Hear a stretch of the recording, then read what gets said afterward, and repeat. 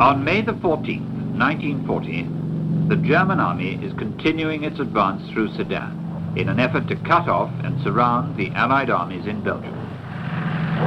The French General Staff, realizing they have been outmaneuvered, counterattack with one of the few armored divisions in the French army. It is a last desperate attempt to halt the German tanks of General Guderian. Stretched out over 12 miles, it's massacred, company by company.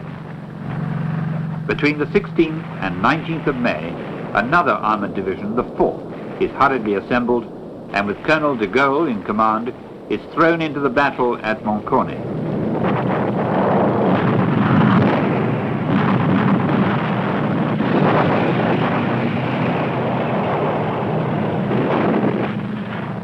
For 24 hours, Guderian's armour is held in check.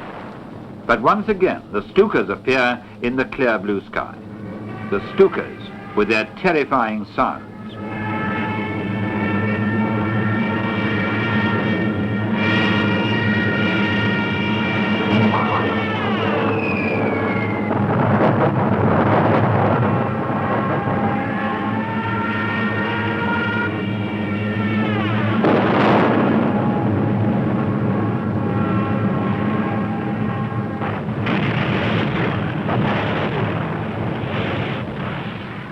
The French counterattack has advanced 1 mile towards Guderian's command post, but the Stukas stop them dead in their tracks.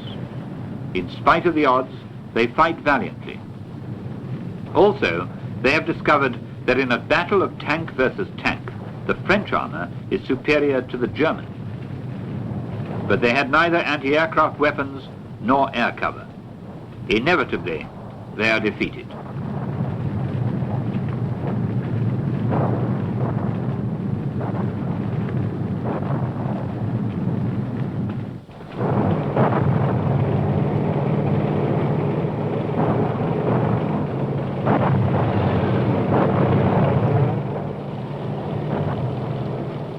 Guderian and his tanks break through. Then General von Kleist orders him to stop and wait for the rest of the army. He ignores the order. Alone, he pushes on towards the Channel. General Beaufray was a captain on the French General Staff at the time. Un officier d'état-major. A general staff officer who was running a shuttle service between the groups of the army in the north had passed by as the German advance guard was going forward, and he had watched from behind the hedge. He reckoned there were only 10 motorcyclists and an armored car, a small advance guard. Franchement rien, quoi, une petite avant-garde. Et que, à mesure... This advance guard was going forward, and some of the defenders shouted, "Here come the Germans, here come the Germans, the Germans!" And everyone ran out of camp. This was the equivalent of what we had seen in earlier years. Here come the Russians, and here come the Cossacks. There was a sort of panic which preceded the arrival of the Germans, which meant that in reality there was no resistance between Sedan and the sea.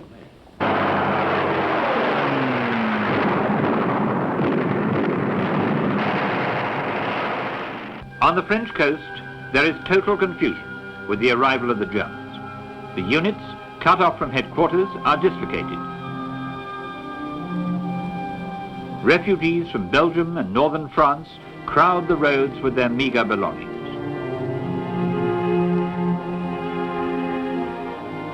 The regiments circle aimlessly. Where can they go next? The Germans are everywhere, in front and behind, north and south. Nous avions le supplice de la goutte d'eau. Nous recevions. We were given a sort of water torture. We received bad news, bad news, bad news, unceasing bad news, without having the least success. If only the staff officers at General Georges' headquarters, who took notes to report, and had finished by becoming a little, how can I say, impressed by this atmosphere.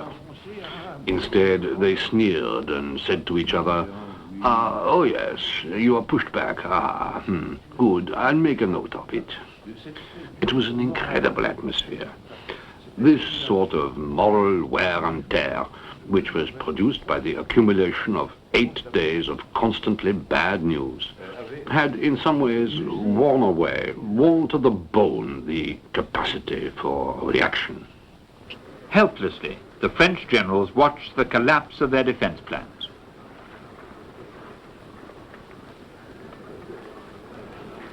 Le 18, peut-être le 17. Doumac m'a dit... Perhaps the 18th or the 19th, General Doumac said to me, this can't go on. I'm going to look for Gamelin. Because General Gamelin, the French commander-in-chief, wasn't near the front. He was at Vincennes, rear headquarters. Doumac left in a car to look for Gamelin, whom he regarded as a professional soldier, if one can say that. And then he spoke with him in the car, saying, General, orders must be given. We can't stay down there. Then Gamelin came down, very dignified, with his little pot belly, and in that same room at Bourdon, he said, well, I will give you an order. Je vais vous donner une directive. Cette directive commençait par... This order began with an extraordinary sentence, which was, without wishing to become involved in the conduct of the battle, it is acknowledged that special orders must be given to take account of the movement involving our left wing. De notre aile gauche. En conséquence, in consequence, the Northern Army Group will march towards the north. Le groupe d'armée de l'Ouest, qui était le GA3, marchera vers le nord. Voilà. Et puis, là-dessus... That's it. And then, right there and then, he went into lunch. Il y avait au Bourdon une belle salle à manger. There was a beautiful dining room in the Bourdon. It's quite a ridiculous memory, but I believe it's worth recalling. C'est ridicule, mais je crois qu'il vaut la peine d'être rappelé. Le général Gamelin... You see, General Gamelin had in some way excited the patriotic zeal of the cook, who had produced a lunch which was almost a wedding feast. Et le cuisinier avait fait un déjeuner qui était à peu près l'équivalent d'un repas de noces. Et ce repas de noces... And this incredible banquet took place in a deathly atmosphere. It was almost that. And Gamelin was swaggering and making jokes. Not particularly good ones, no, but he was talking, and that rang false, entirely false. Et ça sonnait faux, mais entièrement faux. À la fin de ce banquet... At the end of this banquet, at the same time sad and comique, an enormous set piece arrived with angel's food cake. Et j'avoue que and I swear that this arrival seemed to me so out of place that I felt sorry the floor didn't open and swallow the table. Sur cette tablée, Gamelin had a large helping of the set piece, and then we saluted him, and he left. And that was the end of his military career. Et ça a été la fin de sa carrière militaire. Weygand, 72 years old, replaces Gamelin. He was the head of Foch's General Staff during the First World War. Reynaud also makes Marshal Pétain Vice President of the Council. Pétain, who won the Battle of Verdun in the First World War, is already forming a separate political group. Meanwhile, Guderian pursues his race to the sea. He advances 60 miles a day. On the 19th, he is at St. Quentin. On the 20th, he takes Amiens, then Abbeville.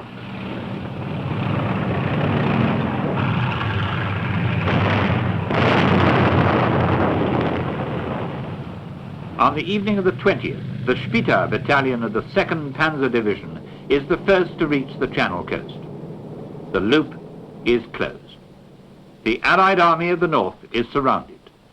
The Belgian Army, the British Expeditionary Corps, and 2 French armies. It's still a considerable force. Weygand himself gives the order to attack from north to south, to break out. This was Weygand's first plan. But the British don't have faith in him anymore. Lord Gort, the British Commander-in-Chief, has only one concern: to save his expeditionary corps.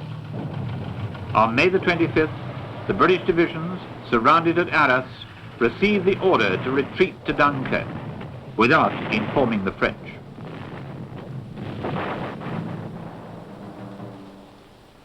As for the Belgians, they capitulated unconditionally 2 days later.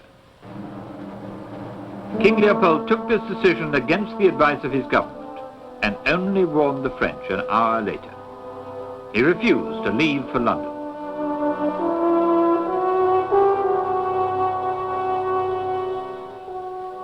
For the nations, as for the men, it's a disaster.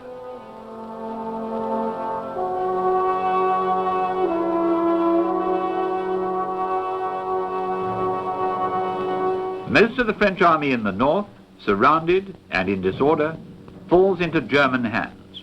Entire divisions, together with their generals.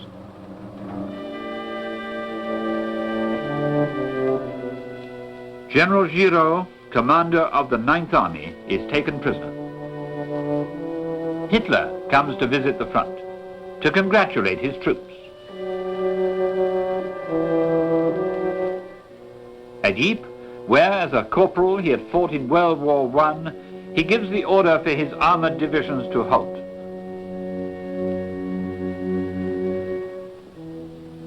Will he now threaten England?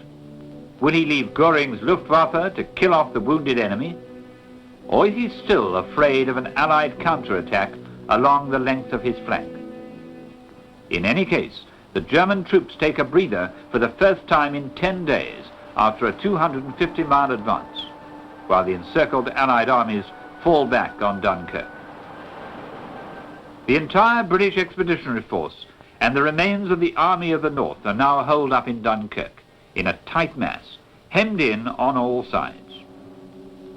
Churchill, who has replaced Chamberlain as head of the British government, gives the order to save the British Expeditionary Corps, the only army Britain possesses.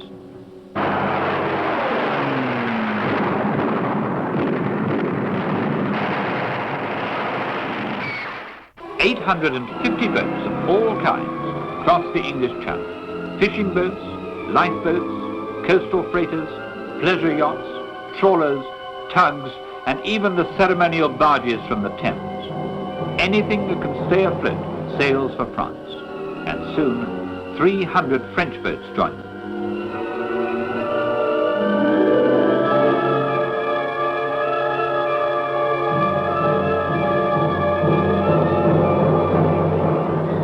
In the pocket of Dunkirk, 500,000 men are waiting for them. 500,000 men, exhausted, beaten, and lost, who have gathered on the beaches. 300,000 British, 200,000 French.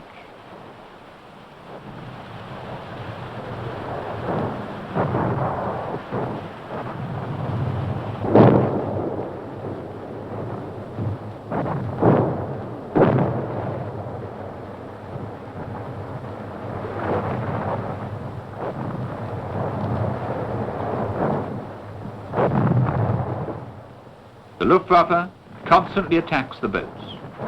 More than 6,000 men died in the evacuation, burned, drowned, or choked by fuel oil from damaged and sunken ships.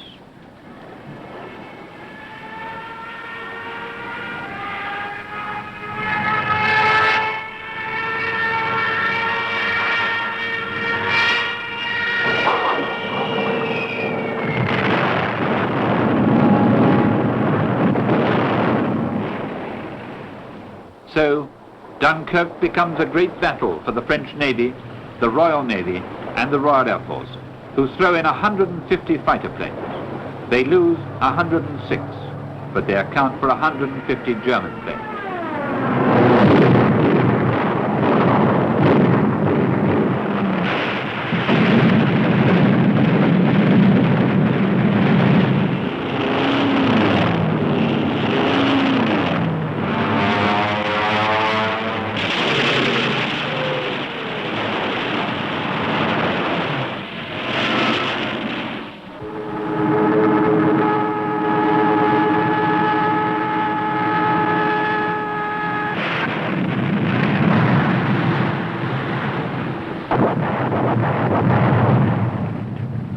All around the beaches of Dunkirk, the Germans attack furiously. They realize now that the enemy is going to escape them, and 3 French divisions fight at close quarters to hold them off for nearly a week. The soldiers of the 12th, 32nd and 68th divisions are sacrificed to protect the embarkation.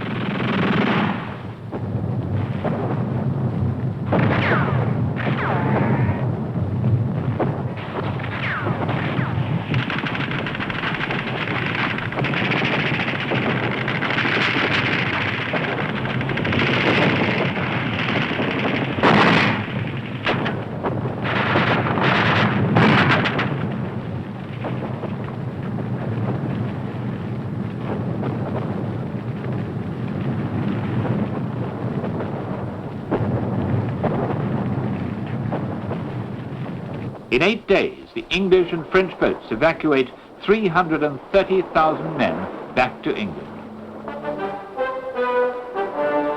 200,000 British soldiers have escaped from the Germans. This is a success, but it isn't victory.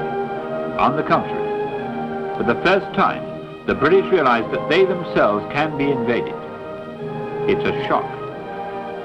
On June the 4th, in a great debate in the House of Commons, Churchill announces solemnly that if necessary, England will fight to the end, on the beaches, on the hills, in the fields, and in the streets.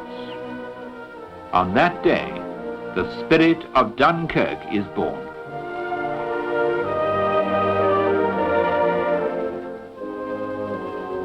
"130,000 French now find themselves in England.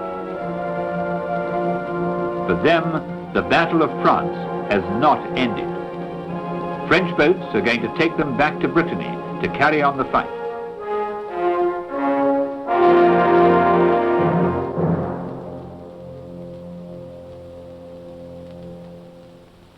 June the 4th, the Germans enter Dunkirk and discover all the equipment abandoned by the British.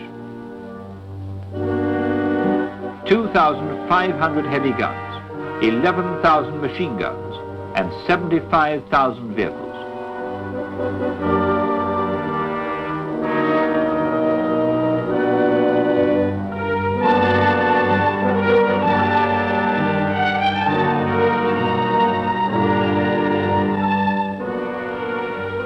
Off the beach lie the wrecks of 243 sunken boats, of which 9 were British destroyers and 6 French torpedo boats.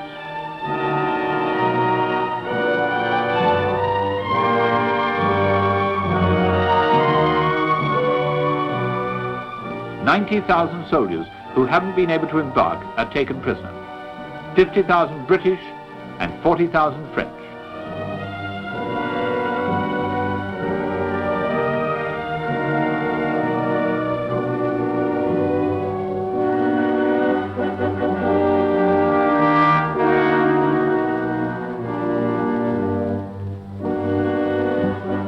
Dunkirk is a bitter defeat. General Weygand has lost his battle force. To create a new army, Weygand recalls the Alpine troops from the Maginot Line and from North Africa. He hopes to constitute a new force of 60 divisions in order to counterattack. But for that, he needs time, 15 days. Meanwhile, he gives the order to hold the Somme. This is the Weygand line. For this holding mission on the Somme, he has only 7 divisions. Among them, the 4th Armoured Division under Colonel de Gaulle. De Gaulle is given the temporary rank of general. They arrive in the Abbeville sector. One of his officers, Lieutenant Cressman, remembers. This is where General de Gaulle was. His command post, his room was here, below to the right. And when we came for liaison meetings, all that courtyard was cluttered by general staff equipment. And when we came for briefing, we came through that door and we went in to find General de Gaulle in his office there. We were in the middle of enormous confusion. Everything was upside down. We saw only men who were fleeing the scene with all their belongings, their wagons, their cows, their horses, their old carriages. And the troops were quitting too. Truly, one didn't know who would be able to hold out. Well, de Gaulle held out for a long time. Not only does de Gaulle hold out, but he attacks as he had always advocated, with all the tanks massed like a clenched fist. He advances 15 kilometers.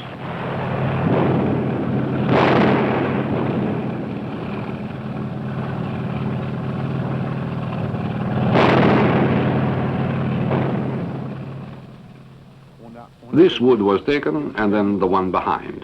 One more victory, and we would be heading for Berlin. And just when did you feel that things were turning out badly? Listen, we didn't have that feeling that things were going badly. One felt that we were running out of steam. We hadn't any more tanks or equipment left, and that one couldn't advance any further because we were alone. Reinforcements were needed, but we were never desperate at any time.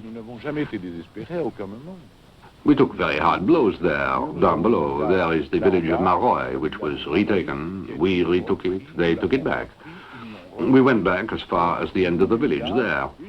There were battles, but we were always winning until the moment when we were told, "Good, retreat, you're being relieved." And we were reunited then in a forsaken place called Wwii. And it's there de Gaulle held his first parade. It was the 2nd of June. I shall remember it all my life. It was my wedding anniversary. And it was the first time de Gaulle had been seen reviewing his troops, those that were left.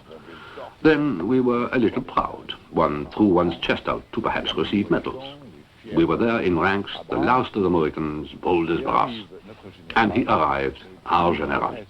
He spoke to all these proud men, one after the other, and he said to each one, "Where is your tank?"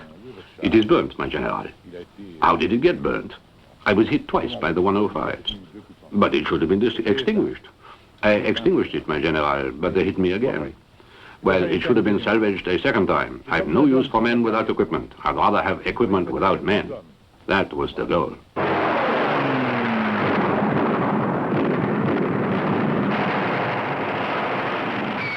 June the 5th.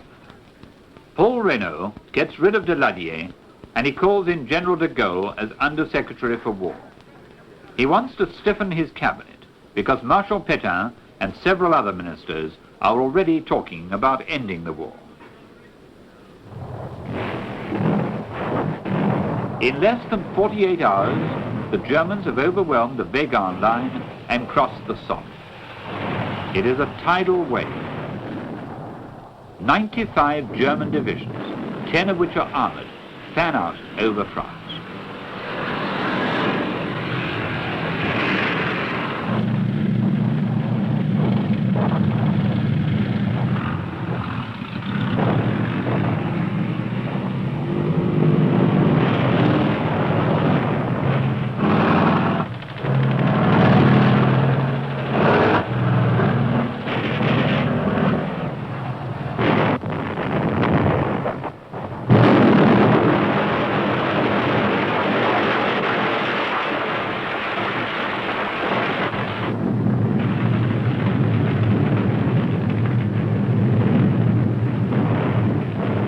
In 2 days, Rommel conquers Normandy and takes Rouen. At the same time, von Kleist's armored divisions are approaching Paris. The Parisians, in their turn, are panic-stricken. Everything collapses. On June the 10th, the government leaves Paris. The same day, Mussolini declares war on France. A stab in the back. The French people feel abandoned. They flee, leaving everything, their houses, their towns, their villages. It is a terrible exodus, but impossible to escape attack from the plains, which spray the roads thronged with soldiers and refugees with machine gun fire.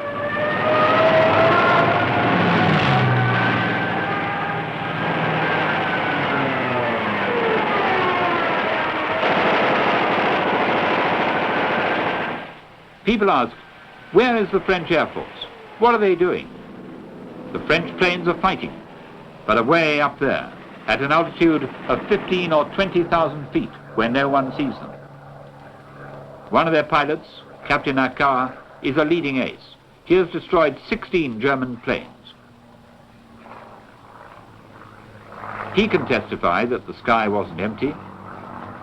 It is a reproach I have often heard, and in my hospital bed at Grange Blanche, I could see around me people who were completely surprised that an airman had been around to be shot down. Pour les Français, tout ce qui volait était ennemi. For the French, everything that flew was an enemy. One of my comrades, Captain Portalis, was hit above Moselle. He came down by parachute in the middle of some French troops who shot him. He had shouted to them that he was French. They shot him, even though he had a bullet in his leg. That's how it was. Anything in the air was Canadian or German or British, never French. Meanwhile, nearly 1,000 French fighters are making a stand against the Luftwaffe in an unequal contest. 1 against 3. 400 bombers and reconnaissance planes, obsolete machines, are massacred in the first days of the offensive. But the French fighters bring down almost 1,000 German planes. The cost is high, 700 planes lost and 200 pilots killed.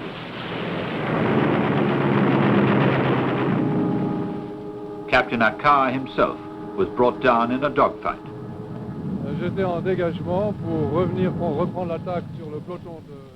I had disengaged to come back, to take up the attack again on the German bomber formation, when I was shot between the eyes. I lost consciousness, and then I woke up without really knowing what had happened to me. I couldn't see sky, or earth, or my instruments. I had jumped, but with the speed that I fell, my arms twisted round, and then with difficulty, after counting up to 10, I opened my parachute. I was falling very fast, and was afraid it would tear. And in the midst of this, I remembered that between 5 and 6, I was looking for the parachute cord. And the next thing I knew, I'd landed in the bushes, which had broken my fall, because the parachute had been damaged in spite of everything. The brave man who picked me up wrote later, we found the corpse of that officer in the bushes. Did they manage to get the bullet out? No, it's still there. June the 11th. Complete collapse. Churchill comes to the Mouguet Chateau, close to Briare on the Loire, to meet the French government, who are moving from chateau to chateau. The atmosphere is depressed. General Weygand and Marshal Pétain paint a dark picture of the situation. The fight must be stopped, they say. That's the government's business, Paul Reynaud cuts in curtly and turns to Churchill. We haven't any more planes, he says. Send us all the RAF planes. Impossible, replies Churchill. We shall need them to defend England soon. Suggestions fall on deaf ears. Anthony Eden, then British Minister for War, is the only witness of the meeting still alive. In 1973, he was filmed by a French camera crew. We had spoken for almost 3 hours without really getting anywhere, because we had already supplied all we had. It was explained that the British Army and the Air Force had been sent, and there was nothing more to send.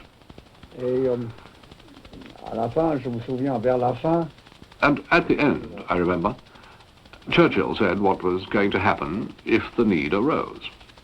He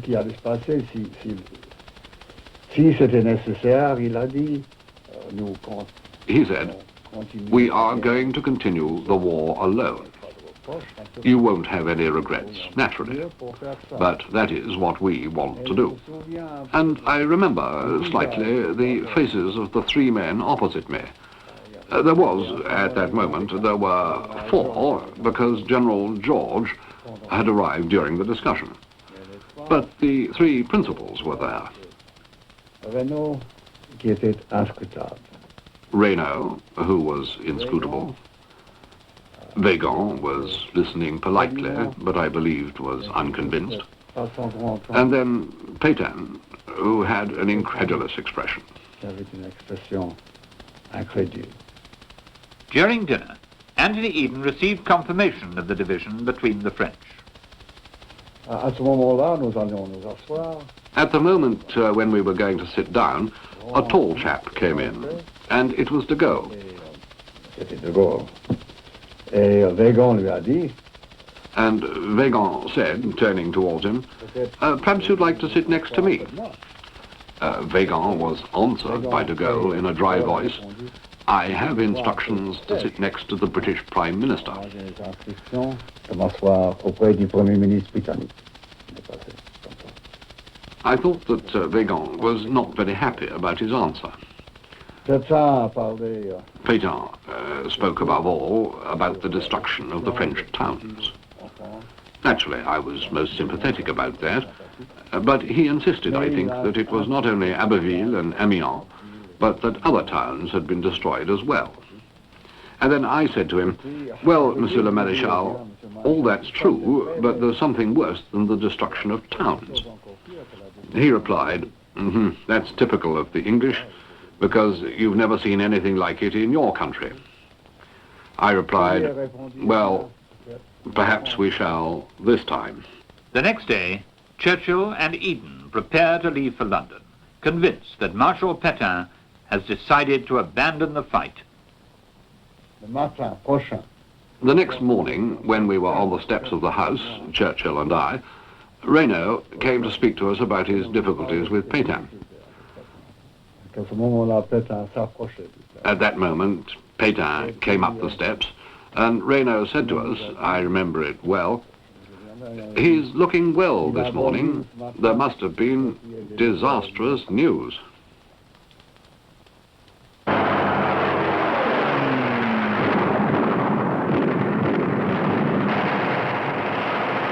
June the 14th, at dawn, the Germans enter Paris. Paris, an open city. Empty Paris.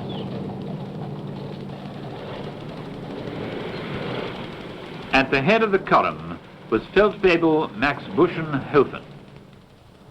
Notre entrée Our entry into Paris was on June the 14th, 1940, by the St. Ouen Gate. nous avons suivi les boulevards. We had followed the outside roads and the Wagram Avenue as far as the Arc de Triomphe.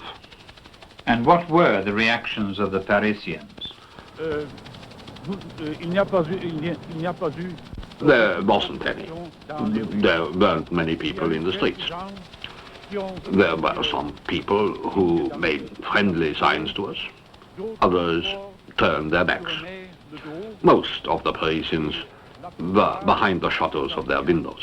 Se trouvèrent derrière les rideaux de leurs fenêtres.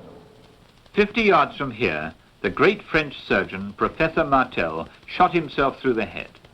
Feldwebel Max Buschenhofen still doesn't believe he's here at the foot of the Arc de Triomphe. From the top of the Eiffel Tower, they contemplate Paris at their feet. Paris under the jackboot.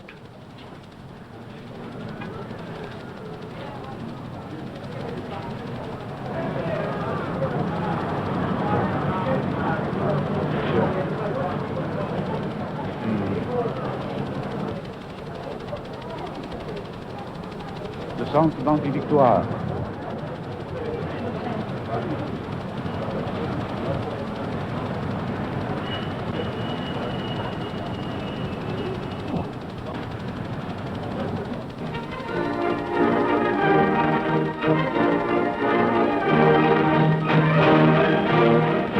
Generaloberst von Bock und General der Artillerie von Küchler nehmen im Vorbeimarsch ihre Truppen ab.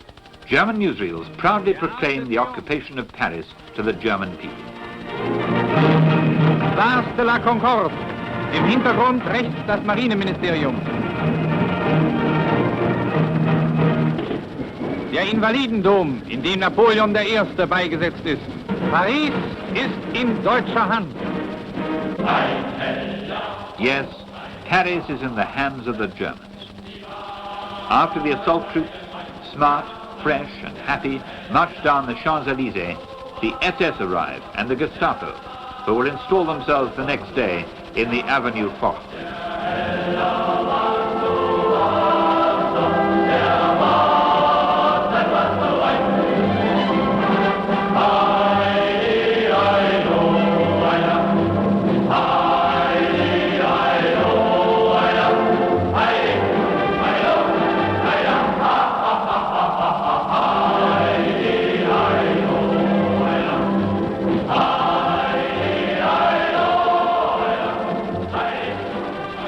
Parisians are on the roads, but they haven't gone very far. They no longer know where to go. All the bridges over the Loire are blown up. Then, hungry, bruised and desperate, they lie down in the ditches.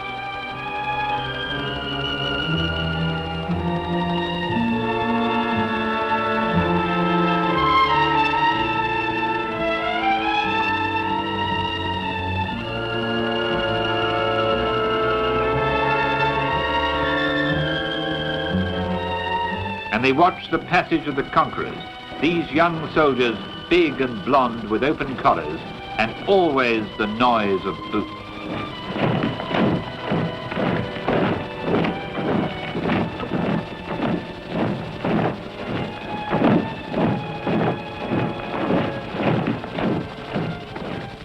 The Gien Bridge, still in existence. A human tide of refugees crowds over, thrown into disorder by the bombings of the Stukas.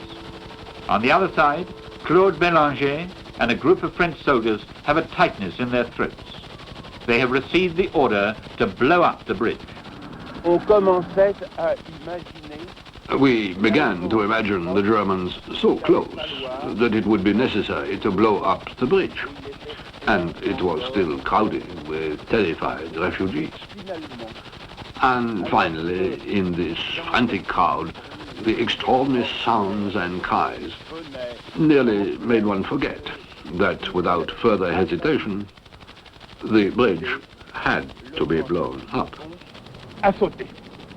Deux jeunes filles qui sont avancées dans l'eau. Two young girls jumped into the water in the vain hope of crossing, and they drowned one after the other. One saw women go completely mad, who wanted to destroy themselves, to commit suicide, and who even attempted to kill the people around them. There was one case of a poor woman who had a baby in her arms and who smashed her baby's head against the parapet. These were dreadful incidents which couldn't be thought about. He will remember it all his life, that citizen of Gien, Monsieur Pilat, the Loire filled with the drifting bodies of the refugees. The Loire, last line of defense, where certain units put up a last hopeless fight. Like the officer cadets of the Cavalry College at Saumur, Officer Cadet Crestaille was one. Why did you fight here? Because we were ordered to. Whose order? Colonel Michon, who was the commandant of the college, and a man who is worth describing. He made us visit, one after another, the college museum, where there was a collection of outstanding exhibits, and at the end of this visit he told us that when we received our commission from the college, we would probably be posted to some of the units given the suicide mission. And you accepted this? Absolutely. I know that in that generation of boys between 18 and 22, the question didn't even arise. There are 800 Saumur cadets. They lack artillery and air cover, but they halt the German armored divisions along a 24-mile front. Francois de la Grange was also an officer cadet. Did you think you were going to die? I don't know if one even asked that question. Yes, perhaps. Certainly. What one wanted, I believe, was above all to save one's honor. And you don't believe that this sacrifice of the Saumur cadets was useless? Useless? I don't know in the long run. Useless in the plan of the strategy of the war, certainly. Besides, the mayor had ordered Colonel Michon to declare Saumur an open town, saying that it was absolutely foolish to have the town shelled by German artillery, since the fight was hopeless and wouldn't, strictly speaking, serve any purpose. We had slowed down the enemy. We had slowed them down by 3 days, 4 days, with practically no proper equipment. That is perhaps an exploit on the technical level, if I dare say so. But in all ways, I believe that the sacrifice of my comrades who died was not useless, simply because we had certain beliefs about France. And I think that those who survived this battle, and their children, will have in the end preserved this ideal of France. The French army is no more. 1,450,000 men have been taken prisoner. 100,000 have been killed, 250,000 wounded. Yes, the French are beaten. In 1 month, they have lost relatively more men than in the worst moments of the First World War. They deserve better than that.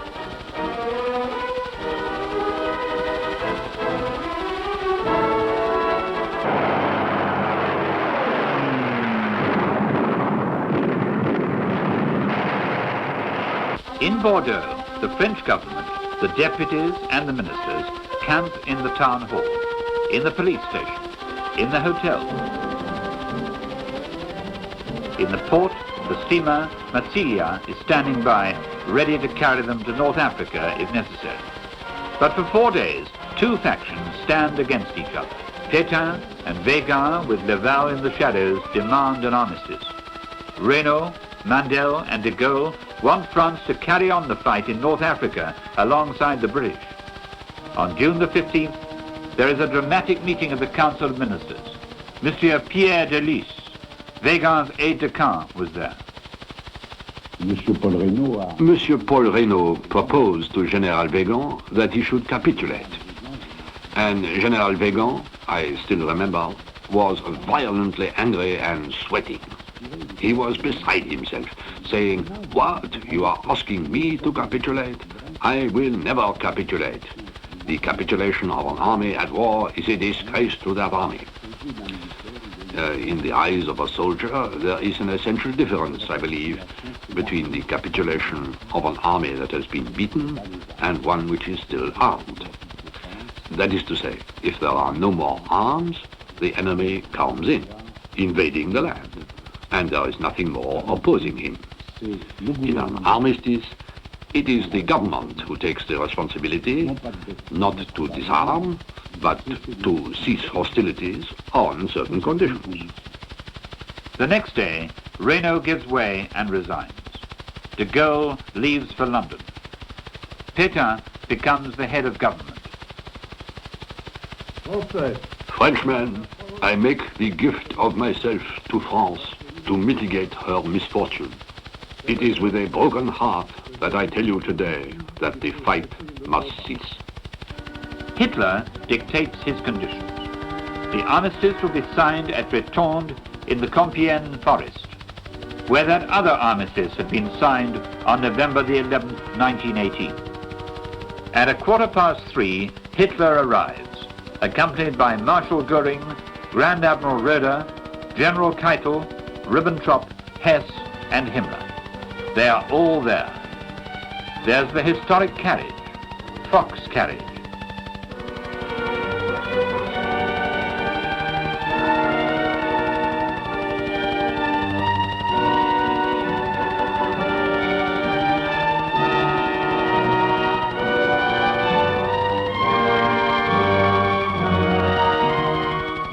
At 3:30, the French parliamentarians arrive. General Hunziger, Air Marshal Bergeret, Admiral Laluc, and the ambassador Léon Noël. They have come from Paris and are surprised. The Germans hadn't told them where they were being taken.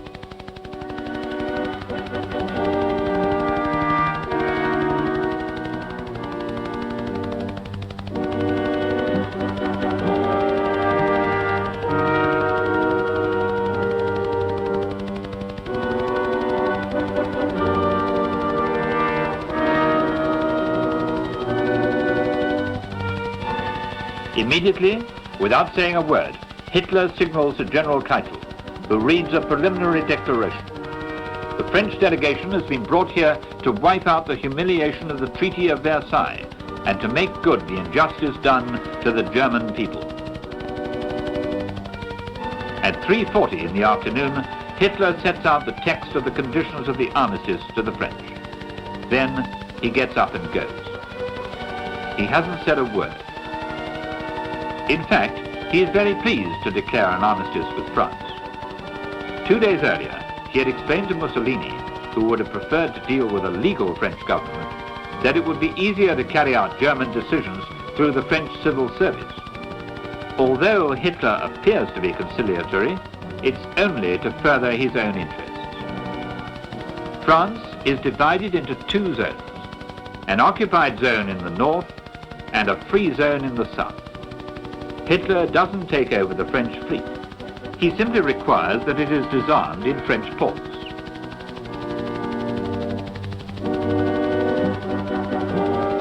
At 5:45, the French realize the full extent of Hitler's dictatorship. One clause is unacceptable. Hitler requires France to send him the German citizens who took refuge in France, the Jews and the anti-Nazis. From the tents set up for them, the French delegates telephone Bordeaux. Then they argue with the Germans for 24 hours. The next day, General Keitel gives them an ultimatum. You have 1 hour to sign.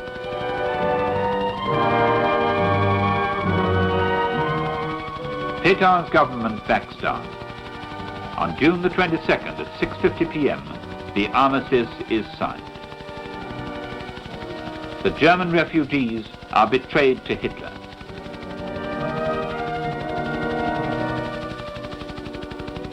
In London, General de Gaulle says no to the armistice, no to defeat.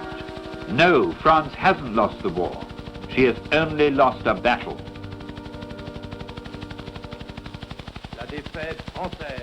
The French defeat was due to the mechanized air and ground forces of the enemy. We believe that for the honor of France, we must continue to make war alongside our allies. A superior mechanized force will allow us to achieve victory and to deliver our country. Et de délivrer la patrie. Paris, June the 23rd. All night, the French prisoners of war have been working to remove the sandbags which cover the monuments of the capital.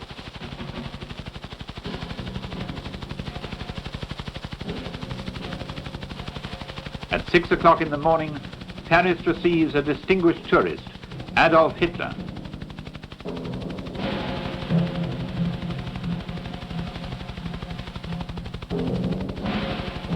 Paris is occupied. But this isn't the end of the tragic story. All is ready for the second act. The collaborators, the Gestapo, the hunger and the misery. Also the resistance, torture. Europe is all set for 4 years of anguish.